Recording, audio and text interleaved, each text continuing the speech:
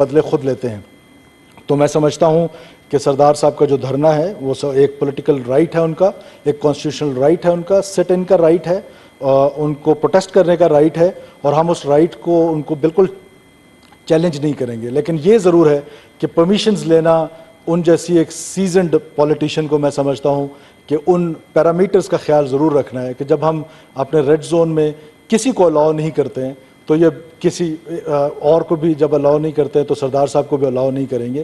لیکن یہ ضرور ہے کہ جب وہ آ گئے ہیں, کیونکہ وہ سیزنڈ پولیٹیشین ہیں اور ان میں سے بہت سارے ایسے ہیں جو ایکس پارلیمنٹیرین ہیں, ہمارے سینٹ کے ایک رکن وہاں پہ بیٹھے ہوئے ہیں, تو ہم کوئی مین ہینڈلنگ نہیں چاہتے. ہم ان سے جا کے مذاکرات کریں گے, ان کے ساتھ جا کے بیٹھیں گے, ان کی بات تسلی سے سنیں گے, جو ہماری ہم جن پیرامیٹرز میں اور ایک لمیٹڈ ٹائم سے ایک لمیٹڈ مینڈیٹ کے ساتھ جو ہم کر سکے, جو ان کی چیزیں پوری ہو سکی ہم سے, وہ کر لیں گے. ادروائز جو ان کے ساتھ وعدہ فردہ ہوگا وہ کریں گے. شکریہ جناب چیئرمین.